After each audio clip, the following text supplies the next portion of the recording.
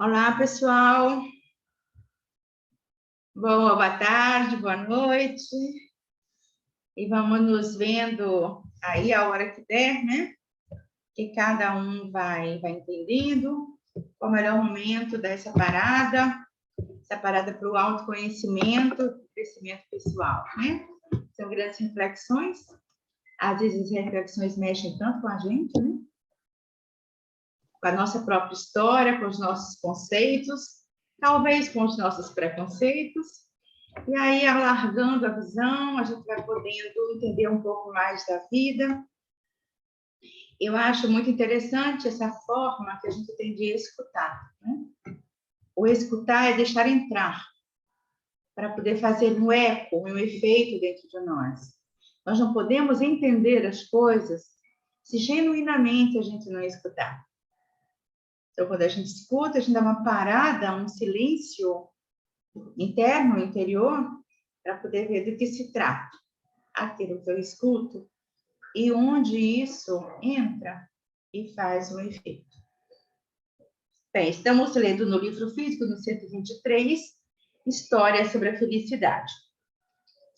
E a semana passada, nós lemos 2 tipos de felicidades, que foi a história de Orfeu, né? E hoje nós temos aqui, para dar continuidade, o burro. Vamos começar por aqui. Então, sejam bem-vindos todos, e gostaria que você, quem se habilita a fazer a leitura, pode fazer a leitura dando pausas e reflexões, e fazendo as reflexões, e depois, então, podemos trocar e outra pessoa ler, e assim por diante, tá? Gostaria que a gente pudesse estar nesse movimento assim, dessa forma. Tranquilos? E podendo estar nessa entrega profunda. Vamos lá. Eu Quem posso. gostaria? Eu. Aham. Isso. Então, por favor, Ingrid. História sobre a felicidade. A felicidade nos parece sedutora e enganosa, atraente e perigosa, pois muitas vezes o que desejamos nos traz desgraça e o que tememos nos deixa felizes. Às vezes, preferimos nos apegar à desgraça por nos parecer segura ou maior, ou porque a consideramos como inocência ou como um merecimento, ou porque a vemos como um penhor de felicidade futura. Então, talvez, desprezemos a felicidade como corriqueira, ou como transitória e fugaz. Ou então, a temamos como culpa e traição, como uma afronta, ou como uma prenunciadora de desgraça. Ingrid, agora você vai para o burro, tá? Na página seguinte. Porque nós lemos, a semana passada, os 2 tipos de felicidade, né? Falava da forma. O burro. Aham. Um certo homem comprou um burro novo e acostumou desde cedo à dureza da vida. Punha-lhe cargas pesadas, fazia-o trabalhar o dia inteiro e só lhe dava de comer o estritamente necessário. E assim, o burro novo logo se tornou um autêntico burro. Quando chegava seu dono, ele se punha de joelhos, abaixava bem a cabeça e deixava que o dono lhe pusesse qualquer carga, por pesada que fosse, mesmo que estivesse a ponto de desabar sob o peso. Outras pessoas que viam isso se compadeciam dele e diziam: pobre burro! E queriam fazer-lhe algum bem. Um queria lhe dar um torrão de açúcar, outro um pedaço de pão. Um terceiro queria atraí-lo para um campo verde, mas ele lhes mostrava que burro ele era. A um mordeu a mão, a outro deu um coice na canela, e com o terceiro empacou como um burro. Então disseram: que burro! E o deixaram em paz. Do seu dono, contudo, ele comia nas mãos, mesmo que lhe desse palha seca. E o dono o louvava por toda parte e dizia: realmente este é o maior burro que jamais conheci. A saída. Uhum. Em algum país tropical, logo ao nascer do dia, um macaquinho subiu num coqueiro, pegou nas mãos um pesado coco e começou a guinchar com todas as forças.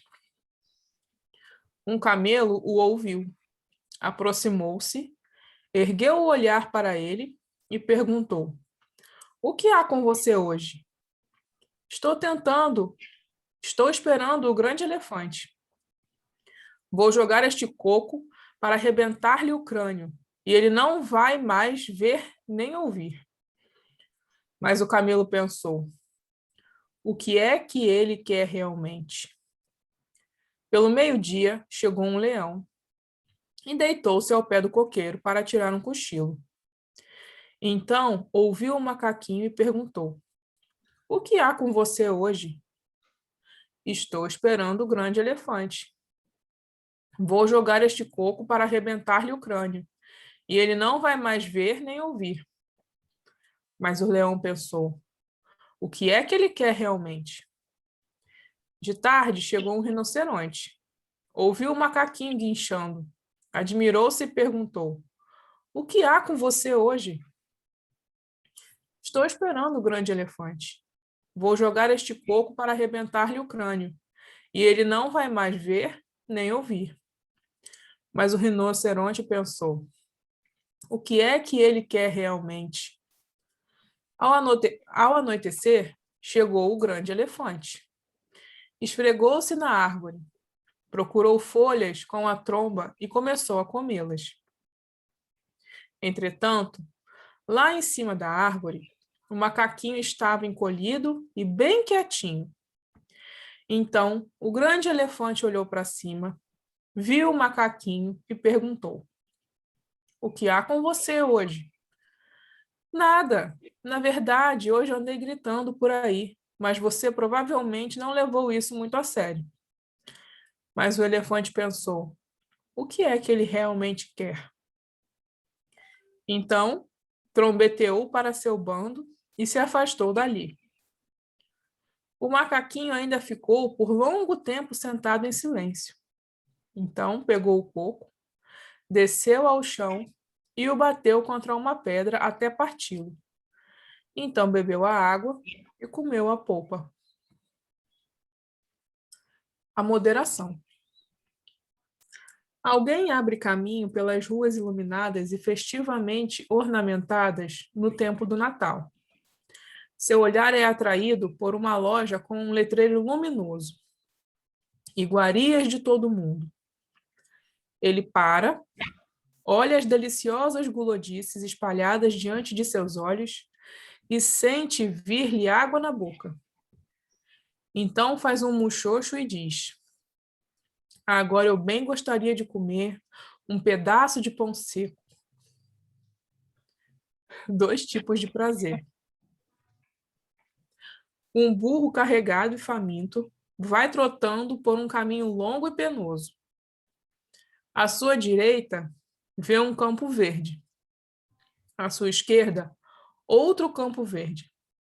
Porém, ele diz: siga o meu caminho.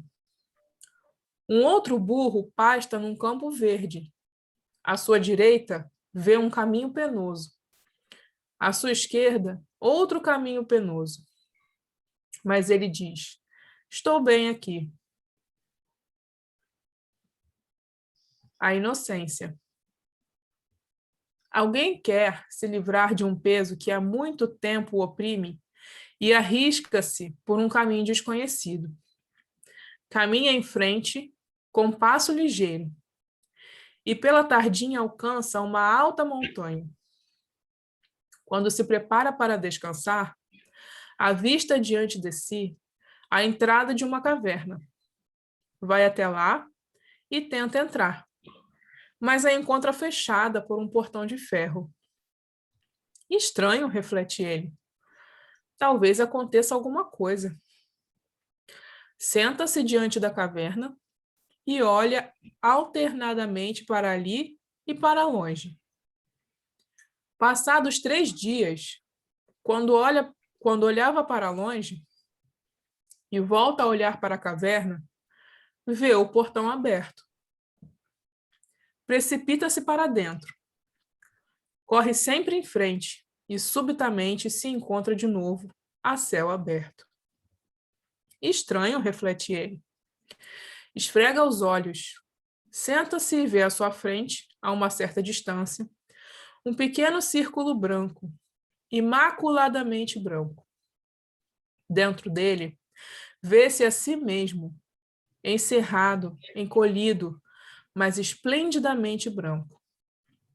Ao redor do pequeno círculo branco se contorce uma gigantesca chama negra e sombria, como se quisesse penetrá-lo à força. Estranho, reflete ele. Talvez algo aconteça. Senta-se diante do círculo e olha alternadamente para ele e para longe. Passados 3 dias, justamente quando olhava para longe e volta a olhar para ele, vê que o pequeno círculo branco se abre. A chama negra e sombria se precipita para dentro. O círculo se expande e, finalmente, ele pode se estender nele. Agora, porém, o círculo ficou cinzento.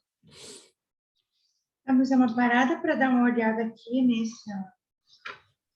São histórias bastante mobilizantes, né? Parece até inocentes, né? Porque se a gente olha o burro, e assim, tornou-se um autêntico burro, né? Como os nossos condicionamentos nos moldam, como as nossas crenças, os nossos mandatos nos moldam. E como não saímos do ciclo e do circuito, às vezes vicioso, porque estamos tão primariamente e tão intrinsecamente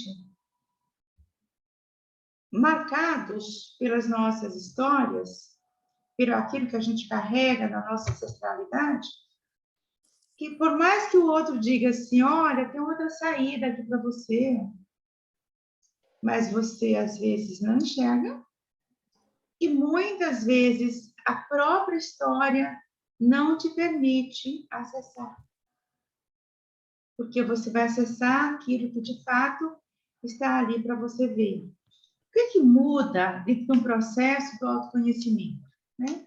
Já que a gente está aqui fazendo essas reflexões exatamente para isso. E cada um no seu canto, sem que ninguém saiba a história de ninguém, mas cada um sabe a sua. E por incrível que pareça, nós acessamos essa história nos sonhos, com os sonhos, e acessamos por meio dos insights. E acessamos quando começamos a compreender tudo aquilo que foi marcado na nossa família. E quando isso acontece, nós vamos mudando o nosso sistema de crença, nós vamos ampliando a nossa visão e nós vamos vendo o sentido que faz viver dentro da família que a gente está, né? Então, isso ajuda a que as pessoas possam estar avançando dentro das compreensões, que é importante que a gente possa entender um pouquinho mais da nossa história, pela própria experiência. Muitas vezes a gente é ajudado, né?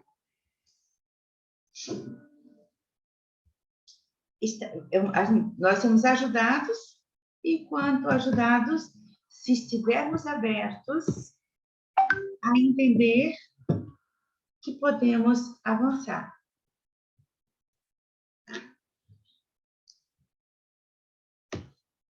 Então, é muito importante isso. Eu queria fazer uma pergunta. Uhum. Como a gente faz, assim, como a gente lida com esse medo que pode aparecer, que pode surgir de aceitar ajuda, porque às vezes a gente fica tanto tempo condicionado e desenvolve a crença de que aquilo é errado, de que receber ajuda é errado, ou receber um elogio é errado e tal, que quando você recebe, você reage como burro. Você usa um mecanismo de defesa. Sim. Dá um coice, uma mordida, ou empaca, porque vem esse sentimento de culpa, né? Será que eu estou fazendo alguma coisa errada? Eu não fui ensinada assim. E como que a gente traz para a consciência uma ferramenta para lidar com esse sentimento? E saber se realmente aceitar ajuda pode ser algo bom ou saber avaliar sem essas crenças, deixar essas crenças limitarem, na verdade. Julgamento, né? Sem esse julgamento. É, Porque quando você refuta aquilo que o outro tende a dar, primeiro, quem dá precisa saber se quem vai receber está aberto a receber. Ok? Porque a gente só pode ajudar quando o outro pede. E a gente só pode ajudar um adulto ajudando outro adulto. Porque muitas vezes, quando você ajuda, não esperando que o outro te peça, você está também infantilizando a outra pessoa. Ele precisa se mobilizar e pedir. E talvez, no máximo, você possa oferecer. Mas, de certo, deixar que o pedido apareça.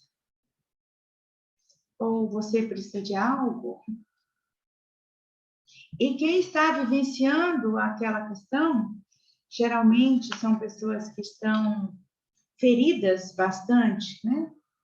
Quando vem ajuda, ele logo pensa e dá uma pedrada e dá uma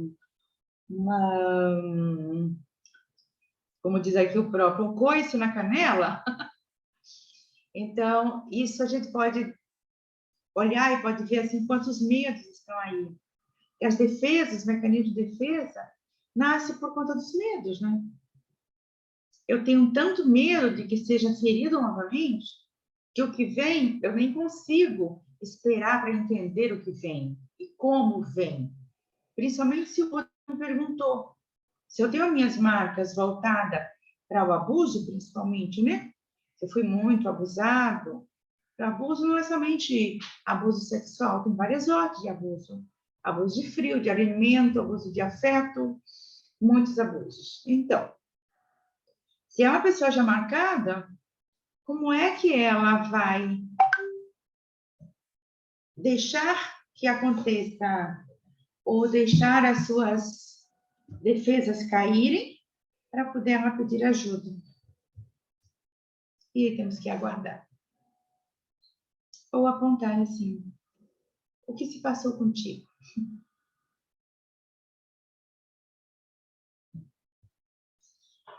Então, quando ele fala da saída, né, ele fala assim do processo de comunicação. Esse macaquinho estava aqui, ó, maquinando, quando o elefante chegasse, ele ia jogar o coco, né, na cabeça do elefante e espatifar tudo, porque ele se sentia muito incomodado. Talvez de uma forma que o elefante tirava as folhas para ele, ou comia o lugar, ou enfim. Mas o elefante, na hora que ele chegou, o macaquinho repensou e teve uma outra saída. Desceu, partiu o coco e tomou água. E quantas vezes a nossa história, a nossa vida, né? Nós precisamos de um atalho. Olhamos para a realidade, nem sempre compreende a realidade tal qual ela se apresenta. É porque a realidade tem muitas caras, né? A realidade também tem muitas fantasias. A realidade também tem muitas... É fantasiosa e é fantasística. Então, depende do ponto de vista que a gente olha, depende de como nós estamos, com que cara a gente olha essa fantasia, essa realidade. Como a realidade, ela traduz um real. E o real é muito difícil de você suportar. Então, você utiliza-se de formas para continuar vivendo, né? E o macaquinho, nesse incômodo todo, o que ele usava? Ele usava da metáfora, usava do desejo, né? E, no final das contas, o desejo se transformou numa metáfora para nós. Como é que nós encontramos saída diante da situação que a gente não pode ou tem receio de confrontar?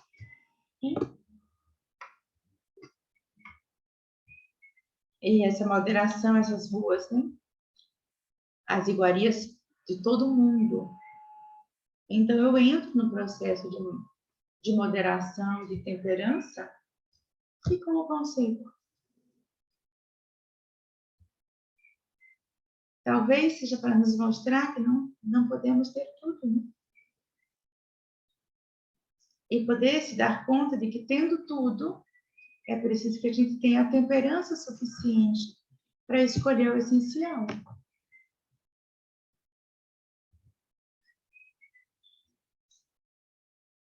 Olha só, quando a gente está na encruzilhada da vida, né? E que se vai para o lado, para a direita ou para a esquerda, aquele caminho é difícil. Que parar.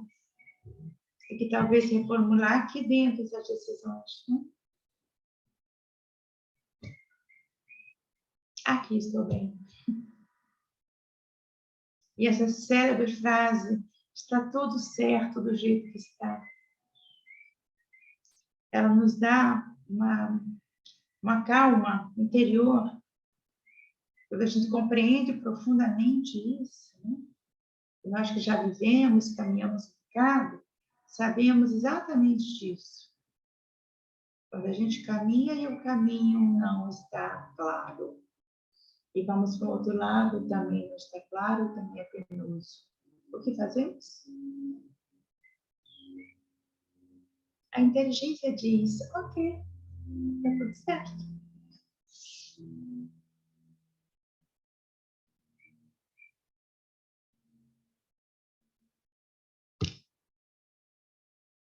A inocência só pode caminhar com a culpa. Então, o círculo tão branco, eu entro, que só fica bem quando ele se torna cinza. Ou seja, estranho.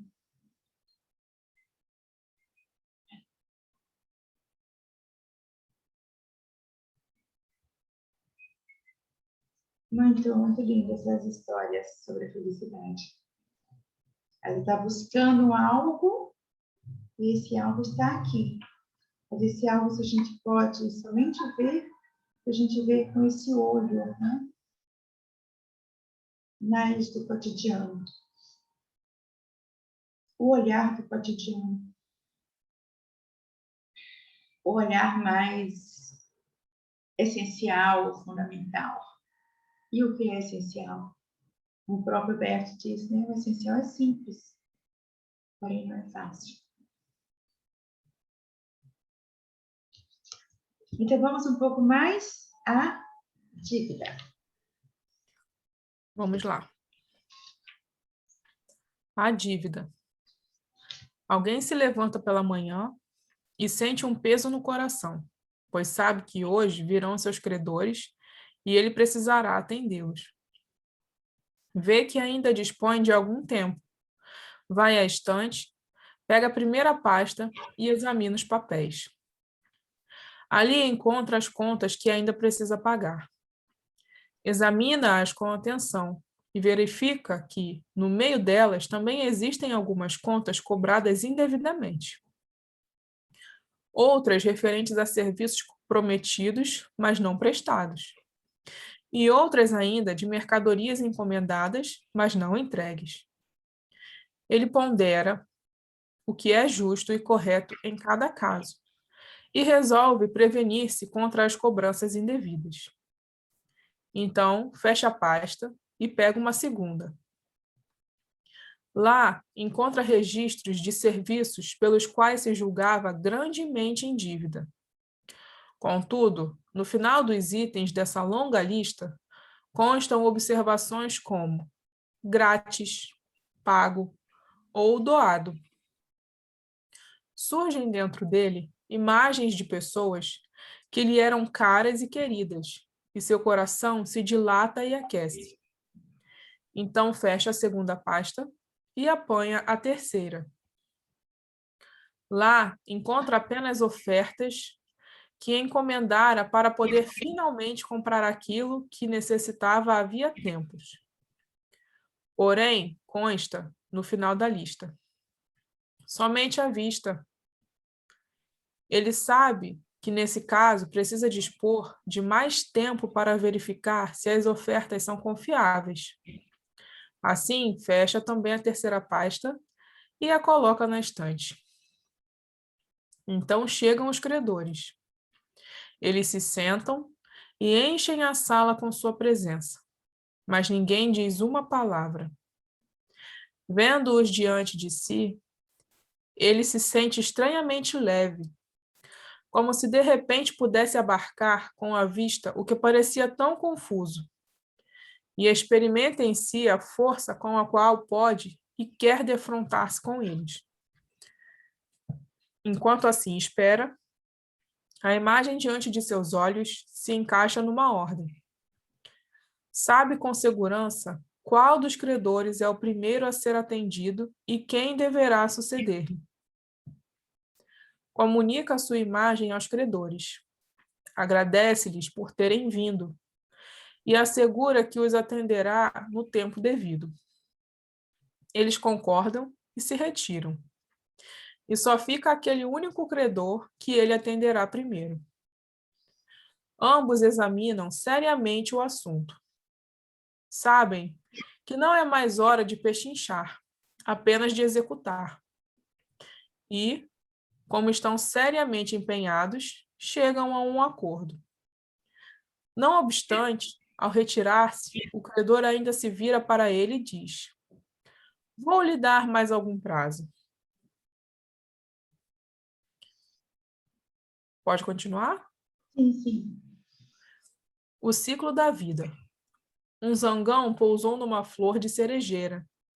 Bebeu néctar, ficou saciado e satisfeito e voou para longe. Mas então sentiu remorso.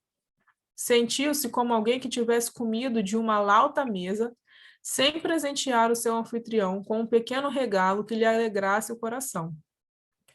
O que faço agora? Pensava ele. Mas não conseguia decidir-se. E assim se passaram semanas e meses. Não conseguindo ficar tranquilo, finalmente disse a si mesmo: preciso voltar àquela flor da cerejeira e agradecer-lhe de coração.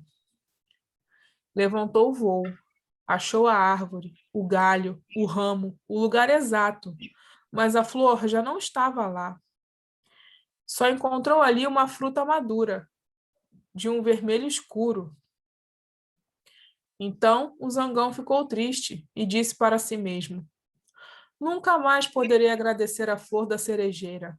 A boa oportunidade se perdeu para sempre. Que isso me sirva de lição. Enquanto ainda matutava nisso, chegou às suas narinas um doce perfume. Uma flor lhe acenou com uma corola rosada e com volúpia o zangão se atirou numa nova aventura. Só um minuto, vou fechar a porta. Eu me fechei no meu parquinho. Tá bom, eu tô lendo aqui. Um minuto. Algumas histórias nos acenam com uma imagem enganosa, como se os desejos resolvessem, como antigamente nos contos de fada. Dessa maneira, elas facilmente nos levam a ações que ultrapassam o que nos é permitido e que, em algum lugar da felicidade que desejamos, nos trazem a desgraça que tememos. Onde essas imagens atuam, é útil contar esses contos com sobriedade, de modo que também neles os desejos conheçam limites e as ações presunçosas fracassem. Então caímos do céu, de volta à terra, e encontramos a nossa medida. Ok. Fantástico, muito lindo isso. Sim. Então, hoje, a nossa sociedade, ela vive potencialmente de desejos, né? Sim. E a gente circula pelo desejo, e o desejo é fugaz.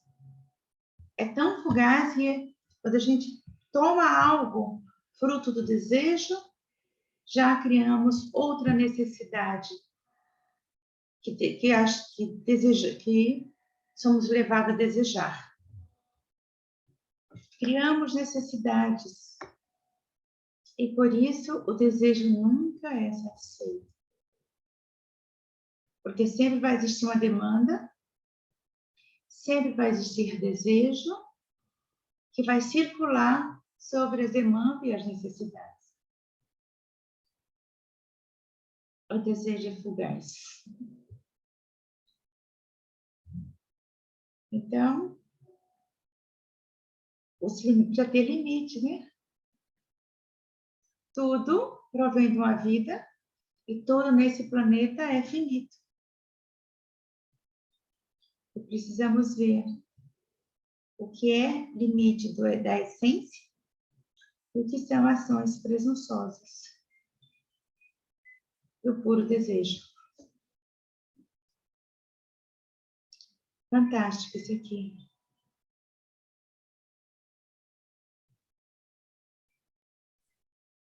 Como diferenciar? Sempre senti aqui, ó, porque o caminho mais longo é daqui para cá. É o caminho mais longo. É do pleno sentido, da justa medida das coisas, né? Então, caímos do céu de volta à terra e encontramos a nossa medida. Então, somente na justa medida nós vamos saber isso. E a vida é uma grande oportunidade de aprendizagem. Então, por mais que a gente ache que encontrou, daqui a pouco a gente vai ver que não era bem assim, e vamos caminhando, vamos entendendo. Quem é que dá essa medida? Como sabemos que chegaremos à medida justa? Quando todo o nosso ser estiver em paz. E sempre a vida vai se mover em volta e em torno do desejo, né? Então, olhar para esses três aspectos. A demanda, o desejo e a necessidade. A demanda, o que nos coloca diante do desejo. Que diante do desejo, perceber se existe necessidade. E pela necessidade, provavelmente, tiramos a medida.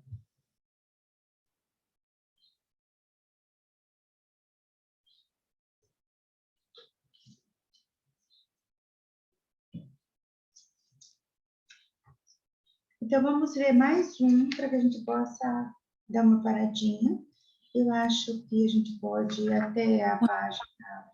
A gente pode ler, podemos ler a Terra e a arrumação, e aí podemos fazer uma parada. Uma dúvida rapidinho ainda, Maria, por favor. O lugar que desejamos nos trazem a desgraça que tememos. Isso é devido ao trauma, às vezes, que a gente viveu, e quando vem a felicidade lá, você fala, opa, tô com medo? Olha só, as ações que nos é permitido, né? Facilmente ultrapassam o que nos é permitido e que nos leva, e em lugar de levar a felicidade que desejamos, nos traz desgraças que tememos. Quando ultrapassamos o que não nos é permitido. Então, vamos olhar para isso, né? Então, o que nos é permitido? O que nos é permitido? Porque se a gente lida com a culpa e a inocência, muitas vezes, o que acontece? A gente ultrapassa, né? Quando a gente não faz um movimento dentro daquilo que não é permitido, a gente ultrapassa uma regra, a gente ultrapassa algo que dentro de nós a gente censura, e temos um movimento de... Porque a vida, ela tem as suas regras, né? Então, na família tem as suas regras. O que é permitido? Se a gente faz algo diferente do que a família pede, que a família, a gente vai sentir aquilo como culpa. E muitas vezes a gente sente aquilo como não permissão. Existem regras sociais, existem regras familiares, existem regras do bom senso, existem regras da moral. E quando a gente ultrapassa essas regras, nós levamos sempre para a nossa desgraça, né? E algumas histórias nos ensinam uma imagem enganosa, como se os desejos resolvessem, como antigamente nos contos de fadas. Dessa maneira, elas facilmente nos levam a ações que ultrapassam o que nos é permitido. Então, vamos ver a profundidade disso aqui. Quando nós ultrapassamos, não só pelo simples desejo, eu quero fazer algo diferente, e aí eu preciso ver se o quanto eu banco desse algo diferente. Se isso é benéfico para pessoas, é benéfico para você, e você se sente bem ou feliz, quando você dá esse salto, você modifica todo um sistema familiar. O seu daqui para frente, e modifica também o passado. Porque tudo que a gente faz para frente, amanhã isso já é passado. Então, como se muda um passado? Fazendo coisas diferentes no presente. Né? E aí, será que tudo que a gente deseja, nós temos a permissão de fazer? Maria, mas como sabemos se somos permitidos ou não? A Esse aí- consciência. A a con- consciência. A Tá, consciência. mas como lidar com a consciência sem culpa? E se não tem culpa, tem inocência. Então, se eu não me sentir culpada, eu estou sendo inocente, certo? Mas aí você tem um preço a pagar, né? A vida Pois tem um aí preço eu a pagar. tenho um preço a pagar, e aí eu vou olhar com muito cuidado, As observar escolhas que também se se eu faz. posso pagar ou não, por isso que eu A escolhi. É isso? maturidade a maturidade é que vai te dar esse bom senso, né? Uma pessoa imatura, ela pode desejar tudo e querer tudo. Uma pessoa que tem uma estrutura de personalidade doentia, ela pode achar que pode, só que ela pode causar muitos danos. E muitos danos também têm algo para si.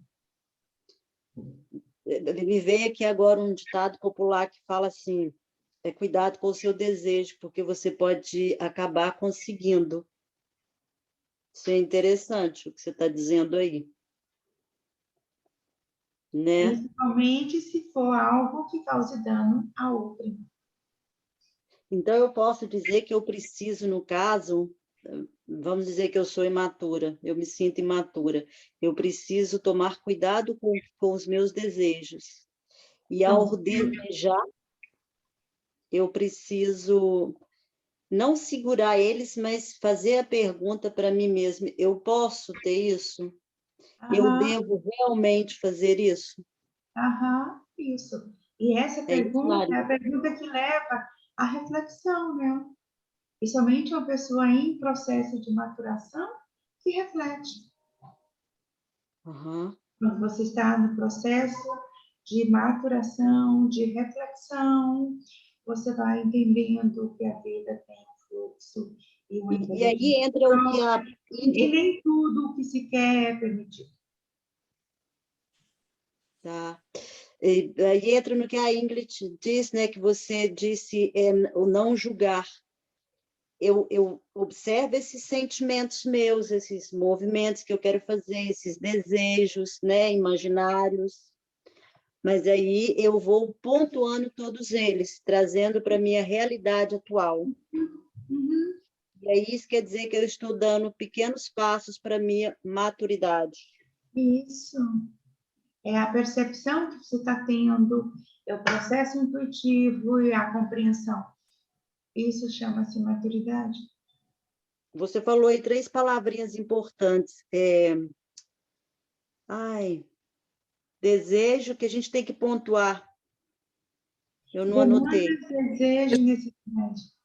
Isto, a demanda, desejo e a necessidade. Então, seria como um tripé, né, Maria? Tripé. Como é que faz um tripé com os dedos? Um tripé, né? Eu preciso estar com esses 3. Obrigada. O tripé seria assim, né? Um alimenta o outro e um não justifica, não, o outro, né? Os 3 juntos. Demanda, desejo e necessidade. Uhum. Ótimo. Maria. Ingrid? Oi, Ana. Ingrid está E na a- frente, peraí. Segura essa pergunta aí, segura aí um pouquinho. Oi. Ingrid, você levantou a mãozinha, peraí um pouquinho. Quando a gente começou a ler a história dos devedores, Uhum. eu me identifiquei com uma sensação de quando eu recebo algumas pessoas em casa, assim, alguns parentes, algumas pessoas que dá aquela sensação, não sei. E aí eu Uhum. queria perguntar se tem alguma coisa a ver, porque essas histórias são, na verdade, metáforas, né, que a gente está lendo para a gente se identificar Sim. com a nossa vida. E aí a terceira parte eu não entendi muito bem. A primeira parte ele pega e ele vai vendo ali as coisas que ele deve, algumas coisas que, na verdade, são cobradas indevidamente. Uhum. E às vezes a gente entra em relações assim, né? Que as pessoas cobram coisas da gente que não deveriam, não tem nenhum direito de cobrar. E aí depois ele abre a segunda pasta das prestações de serviço, né, que a pessoa que ele fez, né? E que muitas vezes ele botou como doação, como grátis e não cobra nada por aquele bem que foi feito, né? Não tem intenção de fazer a pessoa se sentir devedora. E aí na terceira pasta eu não consegui entender muito bem. Se você puder me ajudar. Apenas ofertas que encomendaram para poder finalmente comprar aquilo que necessitava havia tempos. Porém, consta no final da lista, somente a vista. Ele sabe que nesse caso, precisa dispor de mais tempo para verificar se as ofertas são confiáveis. Assim, fecha também a terceira pasta e coloca no estante. Você pode bancar aquilo que você faz, aquilo que você promete, aquilo que você cria necessidade no outro.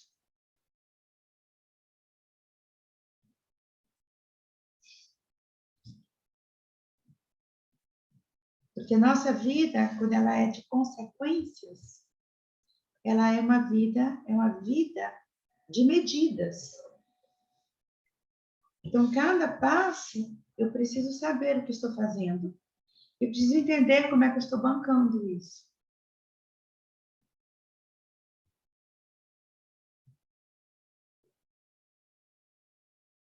Que algumas questões, ao invés de ser dente por dente, olho por olho, é na justa medida do nosso amor. Se eu amo, se eu respeito, se eu considero alguém, o outro, eu posso bancar e dar exatamente aquilo que o outro pode suportar. E saber se o outro precisa daquilo que eu tenho para dar. E se uma vez prometido, se eu cumpro.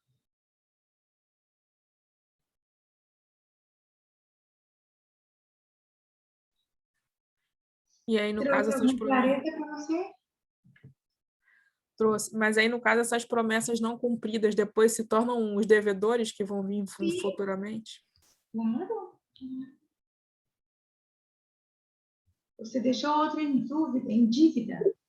Devedores ou cobradores? Cobradores. Cobradores. E aqui ele está falando dos credores, né? Uhum. Então, chegaram os credores.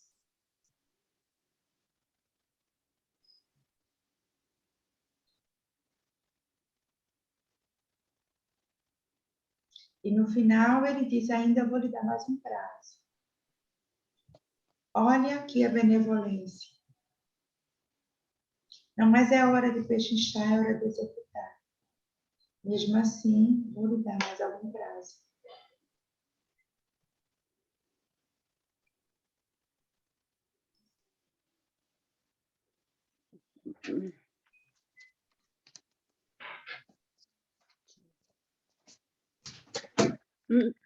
Maria, posso falar que dizer e interpretar esse texto assim, aqui da dívida como se fosse algo dentro de mim relacionado aos meus sentimentos? Sim, as nossas faltas. As Quer dizer, nossas um faltas. exemplo, quando eu quero fazer alguma coisa e aí eu fico cobrando de mim muito, aquela cobrança cansativa, né? E isso acaba me paralisando. Então, se eu estou com um sentimento assim, agindo, cobrando muito de mim, isso vai me paralisar. Ali eu sinto medo, eu sinto calafrios, enfim, já não deu certo. Mas se eu fizer um movimento contrário, que seria sem cobranças, e aceitando o que vier, como vier, e tentando resolver, eu falo em questão dos sentimentos. Ok, ele está aqui, eu vou observar, uma hora vai passar, e se não passar é porque é para ficar. Posso pensar assim? Tentar me livrar desse lado meu cobrador? Eu acho que todos nós temos uma exigência, né? Nós somos colocados nesse lugar de sempre querer fazer o melhor. Porque nós fazemos sempre o melhor que a gente pode, mesmo quando estamos equivocados. E o que vai entender que estamos equivocados? O tempo. O tempo. É o tempo. Mas só que, às vezes, o meu melhor não é o melhor para o outro. Sim. Então, pergunta? Por isso, né, também aqui nesses estudos nossos, eu percebi que esse movimento para o crescimento, para o autoconhecimento, só acontece com os outros, em relacionamentos. Sim, a vida é feita de relacionamentos. É para me melhorar, é para me crescer, é para me ver a vida de consequência. E claro que essa vida de consequências, ela é na relação. Sim, porque se eu me fecho dentro, como se fosse uma ostra, não vai acontecer Você nada. não se envolve sozinho. Isso, é aí que eu queria Quanto chegar. mais eu posso me expor, quanto mais eu troco, quanto mais o outro diz para mim, olha, não foi bacana, não foi legal o que você fez, não foi legal o que você pôde entender, não era desse jeito, e você vai refinando o olhar para você mesmo, porque você só vai crescer através do outro, através do olhar do outro. Nossa, Nós que bonito. somos constituídos através do olhar do outro. Ninguém se faz sozinho. Bonito isso aí que você disse, Maria. A gente vai se refinando no olhar do outro. Uhum. Legal. Então, eu posso interpretar assim, né? Sim. Ana, você vai falar agora. Sim. Oi, boa tarde, desculpa o atraso. Eu não vi, eu estou no celular hoje, eu não vi a mãozinha, tá? Aham, tá. Maria, ainda a gente estava falando ainda um pouquinho, que a colega estava dizendo, a respeito da demanda, do desejo, da necessidade, e fechando nisso que você estava falando agora a respeito do crescer, quando a gente toma um pouco do autoconhecimento, que vem a maturidade junto, a gente tem o conhecimento quando é o ego que fala, quando é o coração que fala também, né? Sim. Tá. É que por isso que você falou assim, que ao longo, né, o caminho mais longo é o caminho da vida, que é o caminho do sentir. Então, eu falei, sentir, então, quando a gente sente é com a alma, e não é com o ego. Eu falei, eu vou perguntar para ela se é isso mesmo. Sim. Porque aqui o cognitivo, ele compreende algo que precisa trazer para a linguagem. Mas o genuíno é quando ele passa pelo coração, é pelo sentir. O nosso corpo, obrigada por essa pergunta, Ana, porque nós esquecemos muito do corpo, das mensagens que o nosso corpo nos emite. E o corpo é um captador e um receptor de informação muito grande. Para se ter uma ideia, um filamento do DNA, olha, um DNA é uma estrutura, em cada filamento do DNA, ele registra 10 gigabytes de informação. Então, de onde vêm todas essas informações? Vem de toda a ancestralidade e vem de todas as interações que fazemos com o mundo. Desde a hora que a gente nasce. Desde a hora que a gente está dentro da barriga da mamãe. Então, tudo, pensamento, captação, intuição, tudo, absolutamente tudo é registrado. Então, não é tão simples um ser humano, né? E quantos bilhões de células nós temos? E quantas informações está aqui registrado no nosso corpo? A gente precisa ter mais atenção às informações de corpo. Aonde fechamos, aonde abrimos, aonde queremos ir, aonde recuamos, que medos são esses, que impulsos são esses. Olhar para a nossa vida através do nosso corpo é de uma inteligência grandiosa. Eu acho que, e o que a gente está fazendo aqui, estamos pegando algo físico, lendo algo escrito que veio de um anjo. Percebe como é grandioso essa vida?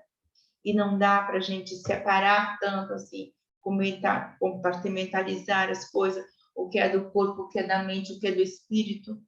Ok, a gente até pode fazer isso como algo didático. Mas quando a gente sente potencialmente, sentimos na grande dimensão. É a grande dimensão humana que vai abrindo e norteando todos os aspectos do existir, né? E a gente também se depara com algo que se chama, quando a gente vê a coisa que é muito grandiosa, que não sabemos dar conta, né? O que a gente experimenta? A angústia do existir. Pelo simples fato de existir, também podemos sentir angústias. E aí compreender que também não há vida sem angústia. E é isso, gente. Podemos, então, nos despedir hoje e nos encontrar na próxima semana. Tá bom? Obrigada, Maria. Foi lindo hoje. Muito obrigada. Gratidão. Gratidão a todos que estão aqui. Obrigada, Maria. Né? Obrigada, um grande abraço. E seguimos por aqui. Obrigada, Maria. Um beijo, menina. Obrigada, meu anjo. Tchau. Semana que vem. Tchau. Tchau. Um beijo, gente.